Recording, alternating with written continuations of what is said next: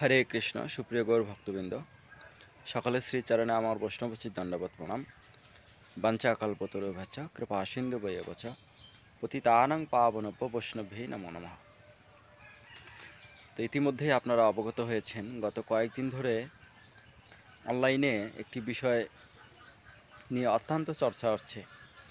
তো সেই বিষয়টি হচ্ছে যে গত 20 বৈশাখ 3 মে শুক্রবার অন্তরাত্মা মাধব দাস অধিকারী প্রভুর বাসায় অনুষ্ঠিত যে দীক্ষা অনুষ্ঠান সনাতন ধর্মসভা, এটিকে কেন্দ্র করে এখন অনলাইনে অনেক চর্চা হচ্ছে।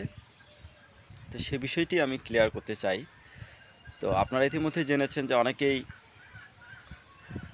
হেডলাইনে দিয়েছে যে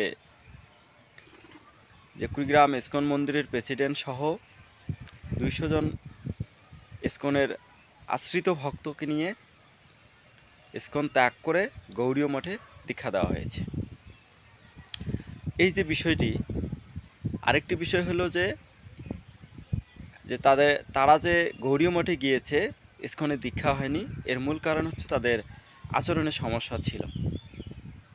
তো আমি বিশেষ করে দুইটি বিষয়ে ক্লিয়ার করতে চাই, যেহেতু এটি সম্পূর্ণ বিষয় বলতে গেলে ভিডিও অনেক লং হয়ে যাবে।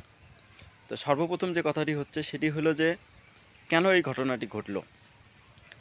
তো আমি এই ভিতরের বিষয়গুলো বলতে চাইনি, কেননা যে এটিই এক ধরনের বৈষ্ণব অপরাধ।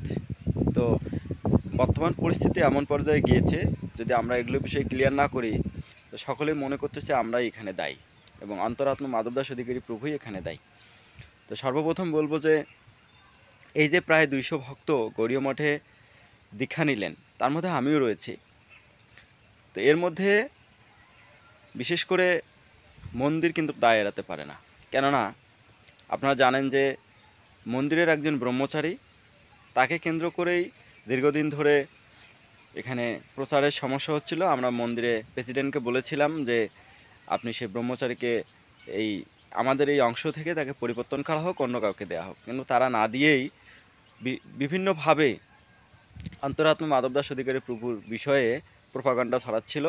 তার মধ্যে অন্যতম হচ্ছে যে আপনারা তার বাসায় যাবেন না, তার সঙ্গ করবেন না, তার সঙ্গ করলে আপনাদের ধর্ম হবে না, এবং আরেকটি বিষয় হচ্ছে যে তার সঙ্গ করলে বিশেষ করে আপনাদের দীক্ষা হবে না। এটি হলো মেন সমস্যা। তো এটি আপনারা জাস্টিফাই করতে পারেন, আমরা এর যথাযথ প্রমাণ দিব। তো এটি হলো মূল কারণ। আরেকটি বিষয় হলো যে অনেকেই বলছেন যে তাদের আচরণে সমস্যা ছিল। আমি দৃঢ়কণ্ঠে বলতে চাই যে আচরণে যদি কোনো সমস্যা থাকতো, কেন সেটা মন্দির শুধরায় নিতে পারলো না এবং তাদেরকে শিখাতে পারলো না। ব্যক্তিগতভাবে আমি বলবো যে অনেক ভক্ত রয়েছে 20 বছর, 15 বছর, 10 বছর, 8 বছর করে আচরণ করে আসছে। তো তাদের মধ্যে যদি ত্রুটি থাকে, আমি মনে করব যে সবচাইতে বেশি এখানে ইস্কন মন্দিরে দায়ী, কেননা তারা সেই আচরণ শুধরাতে পারেনি। এই দায় তারা এড়াতে পারে না। এখন যারা প্রশ্ন তুলছে, আমি মনে করি যে তারা নিছক না জেনেই এগুলো বিষয়ে না জেনেই তারা এই কথাগুলো বলছে। আমি মনে করি যে তারা এগুলো জানলে এগুলো বিষয়ে আর অন্তত কথা বলবেন। আরেকটি বিষয় বলি যে এই যে অনুষ্ঠানটি হয়ে গেল, মন্দিরকে চ্যালেঞ্জ করা হয়েছিল যে আপনারা আসেন, আমাদের গৃহে আসেন, অন্তরাত্মা মাধব দাস অধিকারী প্রভুর গৃহে আসেন, বসেন, এটি সমাধান হবে এবং ইস্কন থেকেই দীক্ষা হতো। কিন্তু তারা সেই চ্যালেঞ্জ গ্রহণ করেনি এবং আসেনি, সমাধান হয়নি। এই জন্য কে দায়ী? এই জন্য অবশ্যই তারাই দায়ী। তা না হলে এমন কী স্বার্থ নিহিত রয়েছে, তারা আসতে পারলো না এবং এই বিষয়টি সমাধান করতে পারলো না। কী স্বার্থ রয়েছে এর মধ্যে?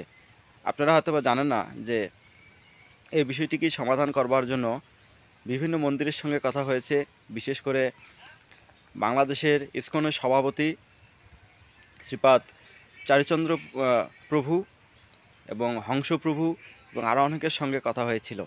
তারাও এই বিষয়টি জানেন এবং তারা কেন এই বিষয়টি সমাধান করলো না। বিশেষ করে যাকে কেন্দ্র করে এই সমস্যার সৃষ্টি হয়েছে তার মধ্যে অন্যতম হচ্ছে রেবতী প্রাণনাথ প্রভু। তো কেন মন্দিরের প্রেসিডেন্ট তপবর দাস ব্রহ্মচারী প্রভু তাকে পরিবর্তন করতে পারলো না? এর মধ্যে কি স্বার্থ নিহিত রয়েছে যে তার ঊর্ধ্বে তারা উঠতে পারেনি? আমি মনে করি যারা এখন মাস্টার প্রভুকে দোষারোপ করে, মন্দিরের অনেক ছেলেপেলে আছে যারা তাকে বহিষ্কার করার আবেদন জানায় ইসকনের কাছে। আমি মনে করি এই সমস্যার সমাধান যারা করতে পারেনি মন্দিরে দায়িত্বশীল পদে থাকার পরেও আমি মনে করি এটাকে খতিয়ে দেখে তাদেরকেই বহিষ্কার করা উচিত। এবং কেন তারা সেই স্বার্থের ঊর্ধ্বে উঠতে পারলো না, এর ভিতরে কি সমস্যা রয়েছে সেটিকে খতিয়ে দেখা উচিত। আরেকটি বিষয় বলবো যে ইসকন এবং গৌড়ীয়র মধ্যে কোনো পার্থক্য নেই এই কথাটিই যদি বলে, এবং তারা যদি বলতে পারে যে তাদের মধ্যে আমাদের কোনো সমস্যা নেই, আমরা একসঙ্গে প্রচার করব, আমরা পরস্পর কোনো বিরোধিতা করব না, তাহলেই সমস্ত সমস্যার সমাধান হবে বলে আমি মনে করি। তো হরে কৃষ্ণ।